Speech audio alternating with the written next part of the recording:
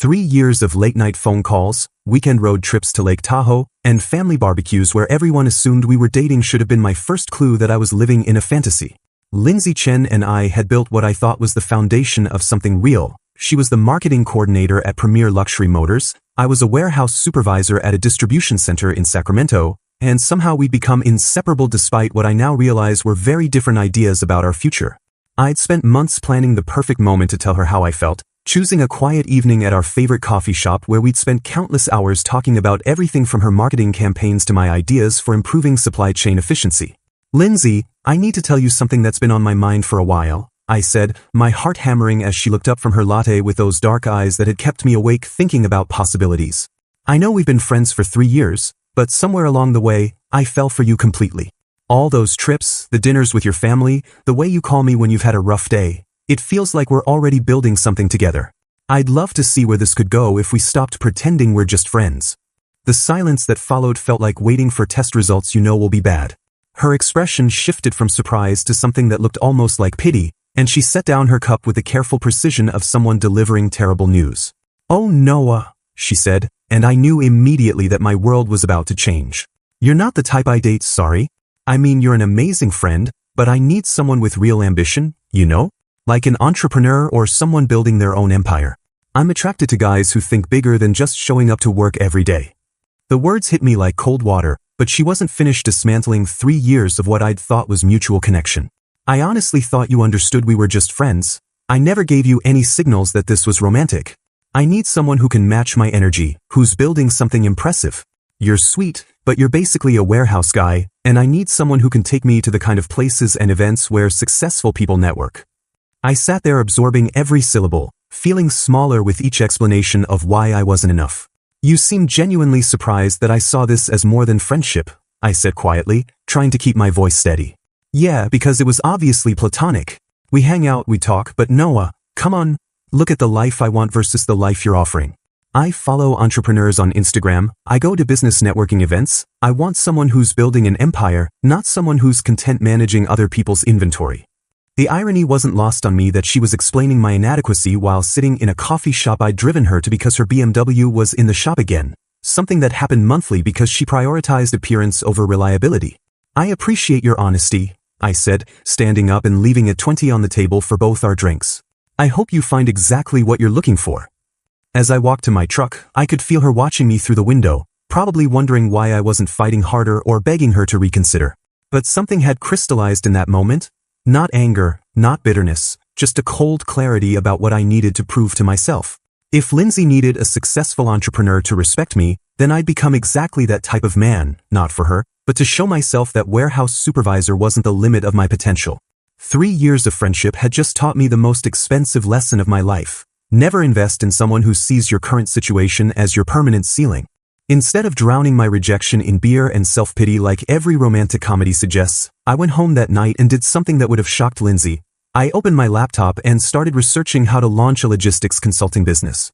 Turns out, 3 years of optimizing warehouse operations and cutting distribution costs by 23% for my company had given me exactly the expertise small businesses desperately needed but couldn't afford from the big consulting firms.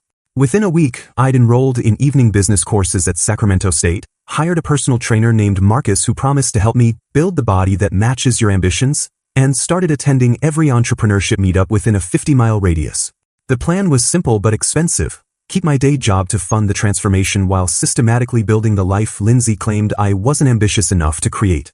Marcus had me meal prepping like a bodybuilder and hitting the gym at 5 a.m. before work, while my evenings were split between business classes and networking events where I practiced introducing myself as a logistics optimization consultant instead of a warehouse supervisor. I documented everything on Instagram, not the rejection that motivated it, but the daily grind of building something from nothing.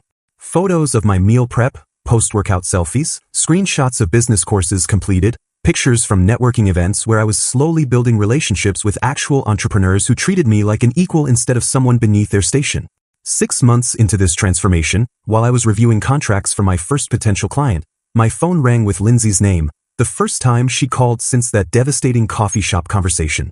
"Noah, hey, this is going to sound random, but I need your brain for something work-related," she said, her voice carrying that familiar tone she used when she needed a favor. Premier Luxury is having serious issues with our inventory management system. Cars are getting delivered to wrong locations, our database is a mess, and my boss is losing his mind. You always understood this logistics stuff better than anyone. Could you maybe look at our setup and tell us what we're doing wrong? The old Noah would have dropped everything to help her, would have seen this as an opportunity to prove my value and maybe earn some gratitude that could lead to something more. But sitting in my small apartment that now doubled as my business office, surrounded by strategy books and client proposals, I felt only a detached amusement at the irony.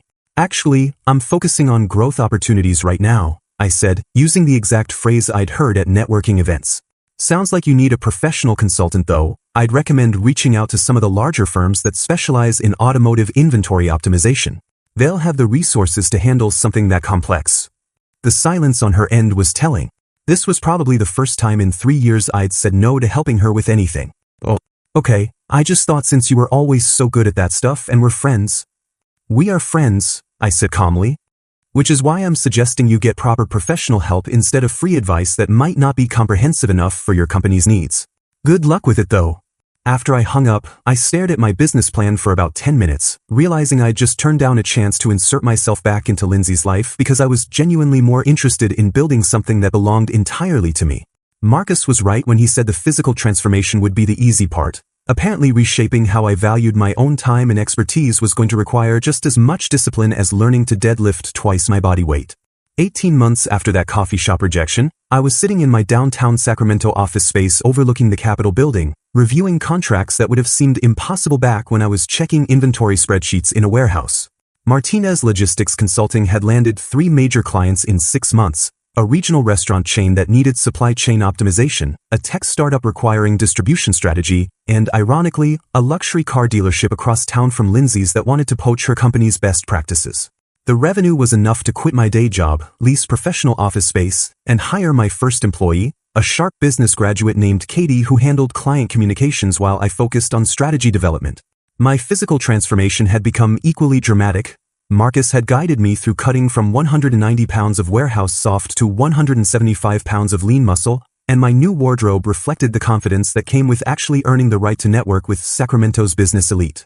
I'd started deliberately posting photos from the high-end business events I now attended as a legitimate entrepreneur, pictures from the California Logistics Association annual gala, screenshots of my speaking engagement at the Sacramento Chamber of Commerce, selfies from luxury car shows where dealers sought my advice on inventory optimization. Every Instagram post was carefully curated to showcase the sophisticated lifestyle Lindsay had claimed I wasn't ambitious enough to achieve, though I told myself the documentation was about celebrating my own success rather than proving anything to someone who'd already made her opinion clear. The irony wasn't lost on me that I was frequently photographed at the exact upscale restaurants and networking events she'd mentioned wanting to attend with a real entrepreneur. 3 months ago, after 8 months of complete social media silence, Lindsay had started liking my posts, first sporadically, then consistently, eventually leaving comments like, "Wow, look at you," and "So proud of how far you've come," as if she'd been cheering me on the entire time instead of rejecting the foundation I'd built this success upon. My new social circle consisted entirely of successful professionals who treated me as an equal, other consultants, startup founders, established business owners who invited me to golf, asked my opinion on market trends, and included me in their investment discussions because I'd proven I belonged at their table. "Noah, you've got to tell me your secret," said Jennifer, a marketing agency owner I'd met at a networking event. "Going from employee to entrepreneur and completely transforming yourself physically in under 2 years? That's the kind of discipline most people only dream about." The secret was simple but painful. Nothing motivates self-improvement quite like someone explaining in detail why your current self isn't worth their time, then having the discipline to prove them wrong not for their validation, but for your own self-respect. When my phone buzzed with another Instagram notification showing Lindsay had liked my latest post, a photo from last weekend's charity gala where I'd been photographed with Sacramento's mayor discussing small business development, I didn't feel the satisfaction I'd expected. Instead, I felt nothing at all, which was somehow more powerful than anger or vindication. The Northern California Entrepreneurship Conference in San Francisco was supposed to be a networking opportunity, but when I spotted Harper Sinclair during the lunch break, my focus shifted entirely to the confident brunette who was confidently discussing supply chain logistics with a group of tech executives like she actually understood the complexities instead of just nodding along. Harper owned Sinclair Design Solutions, an interior design firm specializing in luxury commercial spaces, and when she approached me after overhearing my conversation about reducing distribution costs for retail clients, her first words were refreshingly direct. "You're Noah Martinez, right? I heard your presentation this morning about micro-fulfillment centers. Absolutely brilliant approach to urban logistics challenges," she said, extending her hand with the kind of confident smile that suggested she was genuinely impressed rather than making polite small talk. "Harper Sinclair, and I have about 15 questions about how your strategies might apply to optimizing design material sourcing for my firm." For the next hour, we discussed business strategy with a kind of intellectual chemistry I'd never experienced, someone who not only understood my ideas but challenged them with insights from her own industry experience. "The transformation from warehouse supervisor to consultant in 2 years is incredible," she said over coffee. "Most people talk about reinventing themselves but never actually do the work. That kind of discipline and vision is exactly what real success requires." The irony hit me immediately. Harper embodied everything Lindsay had claimed to value: successful entrepreneur, sophisticated taste, connections throughout California's business community, yet she was completely fascinated by the blue-collar background that Lindsay had found so unappealing. "I love that you built this from actual hands-on experience instead of just MBA theory," Harper continued. "Too many consultants have never worked a real job, never understood what it's like to optimize operations when efficiency actually matters. Your warehouse background makes you authentic and grounded in ways most business advisors never achieve." Over the following months, our relationship developed naturally through shared interests in business strategy, fitness challenges we'd set for each other, and weekend trips to wine country where we discuss expansion plans for both our companies. Harper never once made me feel inadequate about my past. Instead, she treated my journey from warehouse floor to executive consultant as evidence of the work ethic and problem-solving ability that had attracted her in the first place. "My parents are going to love you," she said during one of our Napa Valley trips.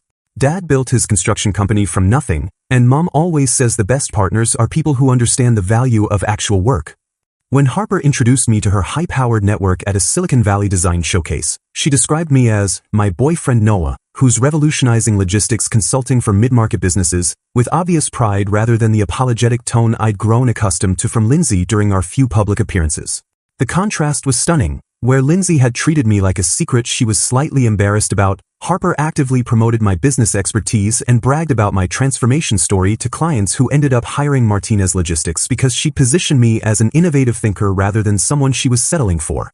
"You know what I love most about us?" Harper said one evening as we reviewed quarterly projections for both our businesses. "We're building something together, supporting each other's ambitions instead of one person carrying the other. This is what real partnership looks like." As I watched her celebrate a major contract win with the same enthusiasm she'd shown for my business victories, I realized I'd spent 3 years trying to convince someone to see my potential when I should have been looking for someone who recognized my value from day one. By year 3 of Martinez Logistics Consulting, the business had expanded beyond anything I'd imagined when I was plotting my post-rejection transformation in that cramped apartment. We'd grown to 12 employees, opened a satellite office in San Jose, and landed contracts with Fortune 500 companies that flew me to strategic planning meetings in boardrooms I'd only seen in movies. When Sacramento Business Journal named me Entrepreneur of the Year and featured my story on their cover with the headline, "From Warehouse Floor to Corporate Boardroom, the Noah Martinez Success Story," I knew I'd officially become the type of businessman Lindsay had claimed I'd never be ambitious enough to become. Harper and I had evolved into Sacramento's unofficial power couple, frequently invited to charity galas, business award ceremonies, and exclusive networking events where other entrepreneurs sought our advice on everything from scaling operations to maintaining work-life balance during rapid growth. Our weekend trips had upgraded from Napa Valley wine tastings to business conferences in Seattle, consulting opportunities in Denver, and speaking engagements throughout California where I'd present supply chain innovation for growing businesses to audiences of hundreds while Harper networked with potential design clients in luxury markets. "I'm so proud of us," Harper said as we returned from a particularly successful conference in Los Angeles where 3 companies had approached us about collaboration opportunities. 2 years ago we were strangers at a networking event, and now we're building empires together. Social media had become our unintentional highlight reel: photos from business magazine features, videos of my keynote presentations, pictures from luxury restaurants in cities where we traveled for client meetings, and candid shots of our life together that showcased the sophisticated lifestyle I'd built through actual achievement rather than pretending to afford it. Meanwhile, according to our mutual friends, Lindsay's dating life had become a series of expensive lessons about the difference between appearing successful and actually being successful. You're not going to believe what happened to that startup founder Lindsay was so excited about. Our friend Maria told me during a chance encounter at Whole Foods. Turns out Derek's revolutionary app was built entirely on investor money he'd been burning through for 2 years. His company folded, he defaulted on his Tesla lease, and she found out he was living in his parents' garage when his Uber driver dropped her off there for what she thought was his house. The tech executive she dated after Derek had turned out to be even worse, arrested for embezzling funds from his company's pension plan to maintain his expensive lifestyle, a scandal that made local business news and left Lindsay scrambling to distance herself from someone she'd been posting couple photos with just weeks earlier. And don't even get me started on the real estate mogul, Maria continued with obvious amusement. Lindsay thought she'd hit the jackpot with this guy who claimed to own multiple properties throughout Northern California.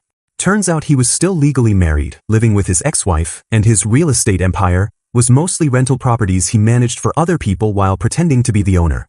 Through Instagram analytics, I could see that Lindsay was one of my most frequent profile visitors, obsessively watching my transformation through carefully curated posts that documented my journey from warehouse supervisor to featured entrepreneur without ever mentioning the rejection that had motivated it all. It's actually kind of sad, Harper observed one evening as we reviewed speaking requests for upcoming conferences. She's watching you become exactly what she said she wanted, but with someone who actually appreciates what you've built. The most satisfying validation came from unexpected sources, friends who'd witnessed our entire history and now couldn't help but compare every man Lindsay dated to the one she dismissed as inadequate. I was having coffee with Lindsay last week, and she mentioned this new guy she's seeing. Our mutual friend Jessica told Harper during a girls' night that I heard about later. When she started complaining that he was vague about his finances, I couldn't help but say, Noah would never lie about money stuff, he's too straightforward for games like that. She got so quiet after that. The comparison thing is happening constantly now, Jessica continued. Every time she mentions some issue with whatever guy she's dating, someone in our friend group ends up saying something like, you had someone real and let him walk away? Or, Noah would never treat you like that. I think she's starting to realize she trained the perfect guy for someone else. As Harper and I planned our first international business trip to explore European markets for both our companies, I realized the most powerful revenge was living so well that my former rejection had become completely irrelevant to my current happiness.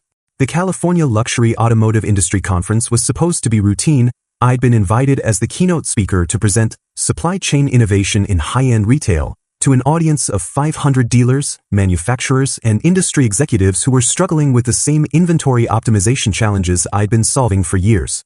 Harper and I had arrived in style, featured in Sacramento Business Weekly the previous month as the city's dynamic duo for our collaborative approach to growing complementary businesses, and conference organizers treated us like the power couple we'd become.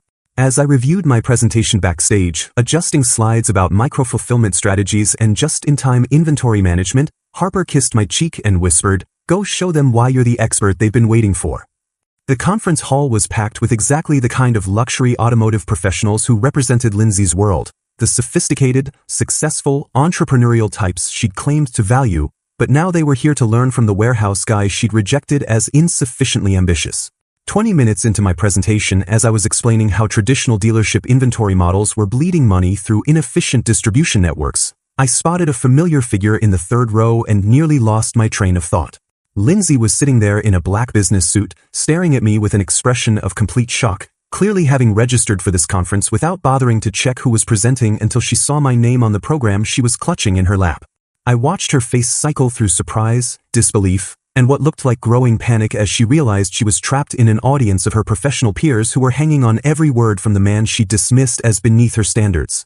The key insight here, I continued, clicking to my next slide while maintaining eye contact with the executive in the front row who'd been nodding enthusiastically, is that luxury automotive retail requires the same supply chain sophistication as any high-end consumer market. You can't afford to have $80,000 vehicles sitting in the wrong location while customers wait weeks for delivery. The presentation concluded to thunderous applause and a standing ovation from an audience of industry leaders who immediately swarmed the stage like I was some kind of celebrity expert, which I suppose I had become. Noah, absolutely brilliant analysis of our distribution challenges, said the CEO of Northern California's largest luxury dealership group. My team needs to implement these strategies immediately. Can we schedule a consultation next week? As business cards and consulting requests poured in from executives who treated me like the innovative thinker Harper had always seen me as, I noticed Lindsay hovering at the edge of the crowd, clearly waiting for her chance to approach but probably uncertain how to navigate a conversation with someone who'd gone from warehouse supervisor to industry keynote speaker while she wasn't paying attention. When the crowd finally thinned, she approached with nervous energy and a smile that looked more desperate than confident. "Noah, oh my God, I had no idea you were speaking today. That presentation was incredible. I can't believe you've become such an expert on automotive supply chains," she said, talking faster than usual like she was trying to fill space before I could respond. "Hello, Lindsay," I replied with the same polite but distant tone I'd use with any conference attendee. "Thank you for coming to the presentation." Harper appeared beside me then, sliding her arm through mine with natural comfort that made Lindsay's eyes immediately dart to the engagement ring that had been featured in 3 local business magazines as part of our success story. "Lindsay, I'd like you to meet Harper Sinclair, my fiancée and business partner." "Harper, this is Lindsay Chen. She works in automotive marketing here in Sacramento." "Nice to meet you, Lindsay," Harper said warmly, completely unaware that she was shaking hands with a woman whose rejection had inadvertently launched my entire transformation. "Noah's presentation was amazing, wasn't it? I'm so proud of how he's revolutionized logistics consulting for the luxury retail market." "Yes, it was very impressive," Lindsay managed, her voice smaller than I'd ever heard it. "Congratulations on your engagement. You two make a lovely couple." "Thank you," I said simply, treating her exactly like any other industry professional who'd attended my talk. "If you'll excuse us, we have a dinner meeting with some potential clients. Enjoy the rest of the conference." As Harper and I walked away toward a group of executives who were waiting to discuss consulting contracts over dinner at Sacramento's most exclusive restaurant, I could feel Lindsay watching us leave, finally understanding that she was witnessing her former warehouse guy being celebrated by the exact professional community she'd spent years trying to impress. 6 months after that conference encounter, I proposed to Harper during a private helicopter tour over Napa Valley, presenting the ring as we hovered above the vineyard where we'd had our first business strategy discussion 2 years earlier.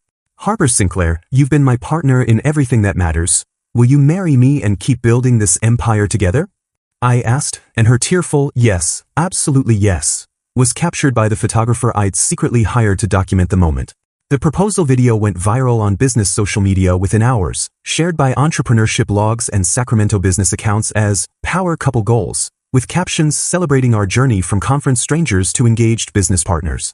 Martinez Logistics and Sinclair Design had become case studies in collaborative growth, and our engagement announcement was featured in 3 different business magazines as an example of how successful partnerships work both professionally and personally.